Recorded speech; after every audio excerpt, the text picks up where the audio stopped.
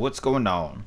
Wanted to take a moment here today and go through some of my other characters that I haven't played really since the combat change. This is my Cleric, Lunatic Pandora.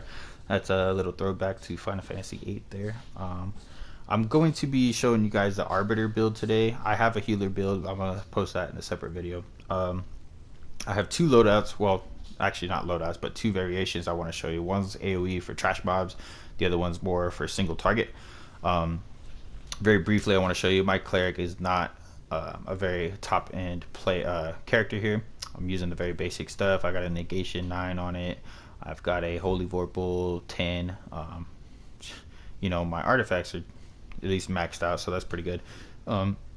Yeah, most of my enchantments and stuff like that is nothing special going on here. Same with my companions, and I've got some of the account bound mounts and stuff like that, but nothing really crazy.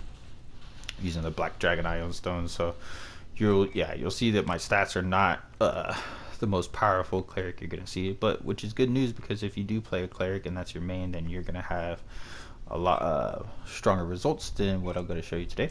But very basically, this is going to be the single target damage first that I want to show you guys. I will note really quickly, I'm going to go through everything, but a lot of the feats down here are actually they don't apply to the single target build that I have, but because I didn't want to switch loadouts between this and my AoE, I just chose the ones that are good for my AoE anyway, because these wouldn't affect the single target as it is. And the benefit about having this without two separate loadouts is that you don't have to go to a campfire in between fights to switch this out. You can just go to your abilities here and then maybe switch up a class feature, one or two. So potentially it can be a little bit faster. You can do it in between fights and you don't have to run around trying to find a campfire. So anyway, I'm going to just kind of go in order to show you everything that I'm using, and then I'm going to come back and explain how they work together. So for my L2, I'm using Scattering Light. My R2, using Conflagrate. For Circle, I'm using Gaius. For Triangle, I'm using Forge of Master's Flame. For Square, I'm using Break the Spirit. For my daily, I have Hallowed Ground slotted to my square, and I have Celestial Prominence slotted to my triangle. I'm actually experimenting with this one right now between that and Guardian of Faith. Guardian of Faith is very powerful. I'll talk about that more in a second, but this is something I'm kind of messing around with. I'm using Pilgrim's Light for one of my class features, and I'm using Doomsayer for the second. And then I'll go over these again, but Piercing Javelin here, Tipping the Scales, Sudden Verdict, Critical Sun, and Angel of Death. Alright, very quickly I want to explain how this works on a cleric for people that might not be familiar with it. Basically, if I hit you with a radiant attack, one of my at-will powers, right, it's going to give me an orb of fire. You can see that floating around my character, and you can see it on the tray to your right, how that's filling up with the little red spheres, right? So now I have 6 little things of fire floating around me. Awesome. If I hit you with a fire ability, it generates radiant instead. Now this one specifically does 3 at a time. I'll talk more about that in a second. But now I have radiant orbs around me rather than fire. Okay, so to keep it very simple, if you use a yellow attack, you're going to generate red orbs. If you use a red attack, you're going to generate yellow orbs. It's just the opposite. So we'll see here again with your L2, because you're attacking with radiant damage, you're going to generate burning damage or burning judgment, right? Here I'm attacking with fire damage, so I'm going to generate radiant damage. Now all this comes into play basically with your encounter powers for mostly, because there are certain benefits that you will get. But the build, or the build I'm using right now, is a very simplified way to play this character. So I'll show you exactly how everything works, but in the reason I have it set up and even the order I put these abilities in simplifies the whole thing. It's all about simplicity in my book, because when you're in battle, the less buttons and the less complicated it could be, the more successful you are 9 times out of 10, right? So now the reason I chose these, well, as far as dealing radiant damage to get your burning judgment, there's only 2 options. This one to me was a little bit quicker, so I chose that one.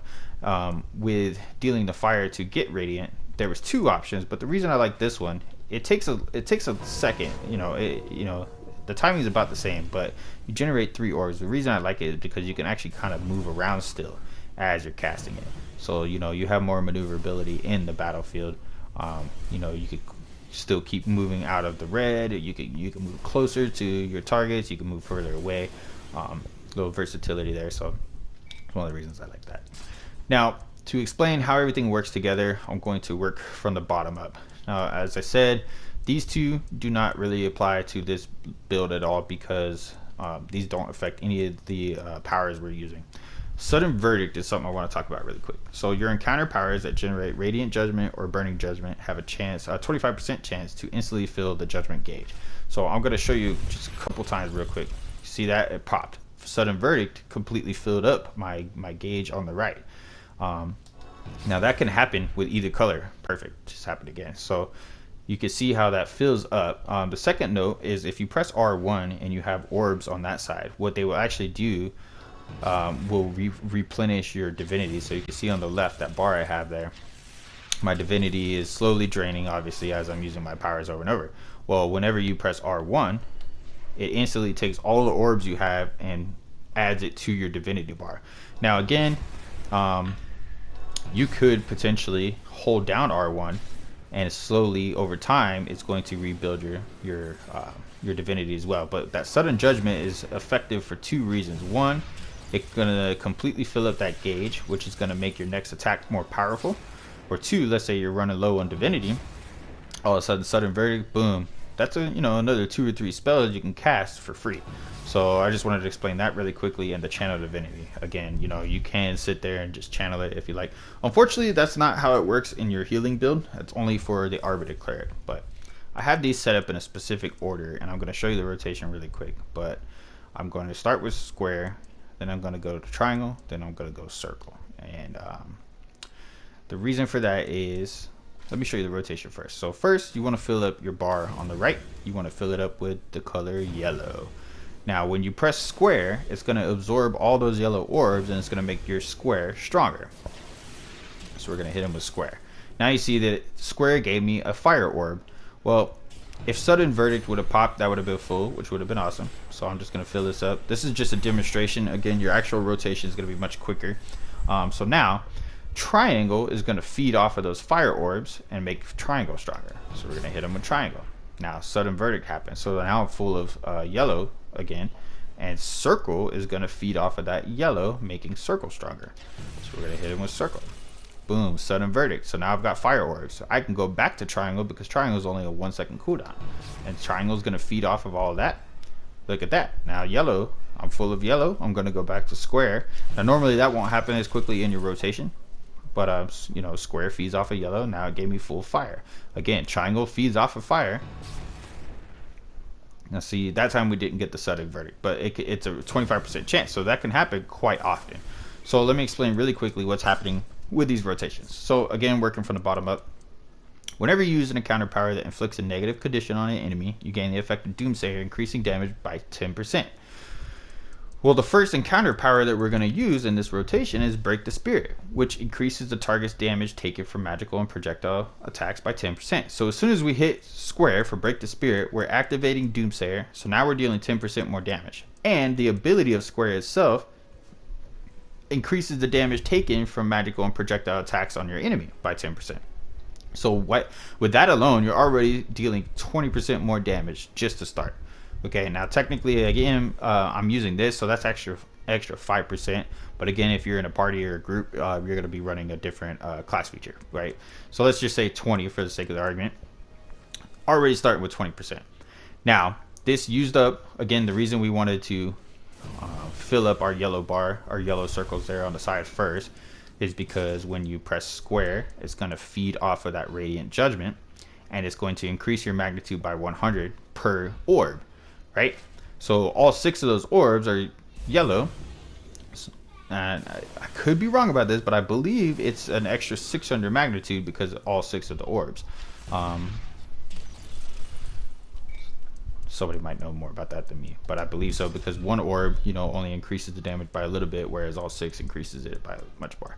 So we hit him with square, and that's going to absorb all the yellow, and it's going to give us a little bit of fire. If Sudden Verdict happens, it'll refill the whole thing with fire, which is awesome, right? So then moving to the second ability, we're going to use Forge Master's Flame. Obviously, this feeds off of the fire orbs you have, and it can increase the magnitude by 100 per orb, and it's already 770 magnitude, and it's a 1 second cooldown, right?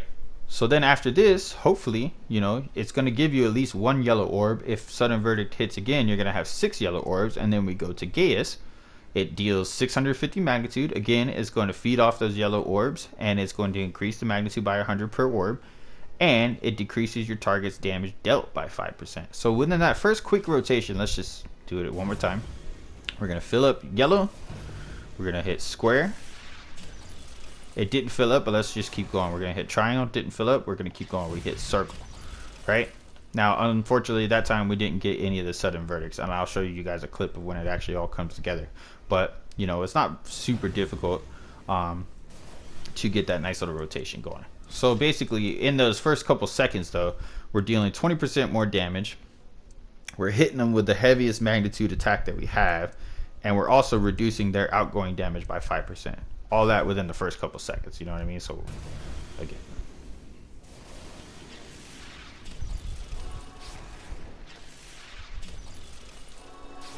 And we can go back. Now at that point, I'm going to press R1, get my divinity back, right? And I'm going to hit him again. Sudden Verdict. Boom. Get that divinity back. Hit him again. I'm going to keep basically doing that. Sudden Verdict. Got my divinity back. Now, this one's back up. No sudden verdict that time. That's okay. No sudden verdict. And you see, you can kind of keep looping this. Okay, now I'm out of divinity, but instead of sitting there and just holding down R1, I'll throw a little attack in there. Boom, halfway back up, right? Okay, so another thing I wanted to note about this combo here. Again, critical sun. Whenever Celestial Prominence deals critical damage, you may cast Celestial Promise again without spending any action points. It can only it may not trigger twice in a row. Now, with this one, I'll read it to you really quick and I'll show you how it works. So, summon radiant energy at the target location. Activating this power again will detonate the energy, dealing radiant damage to all nearby enemies. Now, if you wait 5 seconds before you detonate it, then the radiant energy will expand, enhancing the magnitude. So, if you cast it and you immediately explode it, it's going to only deal 700 magnitude. But if you wait the 5 seconds, it's going to deal 1300, right? Now, this is the part where I'm not positive. So potentially, well, including the Radiant Judgment effect, which it will increase the magnitude, but let's take that out. Let's say we can do this back to back. We can potentially do 2600 magnitude. Now, the only way to do that, however, is you have to wait 5 seconds after the first time and then 5 seconds after the second time. So the thing I'm not positive about is it worth waiting the 10 seconds to get 2600 magnitude instead of the 1700? But we're going to go ahead and test this really quick just for the sake of the argument. So, I'm going to count 1, 2, 3, 4, 5. And now we got a critical strike. And we can cast it again. 1, 2, 3, 4, 5. Now, even though it did crit, again, we're not going to be able to cast it after that. So, like I said, that's something I'm kind of experimenting with. I don't really know if that's actually better. But so far, it crits more times than it doesn't. So, alright, so we're going to talk really quick about this AoE loadout. Most of you are probably familiar with this by now. People have been running this for quite a while. It's just a very simple way to be able to take out trash mobs. So we're just going to switch a couple encounter powers. I have Searing Javelin slotted to my square, and I put Divine Glow into my circle. I kept the Forge Master's Flame in triangle just for the sake of moving between builds. It's just keep it in the same spot, right?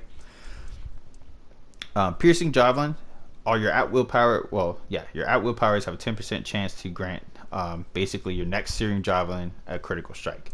And then tipping the scales, when you use Divine Glow, it generates a full stack of Burning or Divine Judgment as long as you have one slotted, right? So this is going to be a quick way to fill up our scales on the side to increase the damage. Now, if you notice, both of these attacks are going to feed off of your Burning Judgment, your fire orbs, right? So we're going to be focused on that. We don't really have a reason to get the yellow orbs in this one. So I will show you first. As we're pressing this, we're watching our Searing Javelin down there.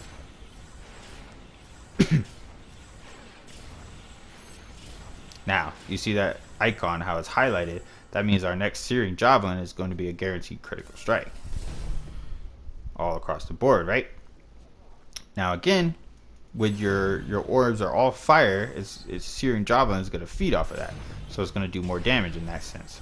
You'll also notice that Searing Javelin, much like the Forge Master's Flame, has a 1-second cooldown. This is something you can chain together, and when tipping scales is going to help, and then the sudden verdict.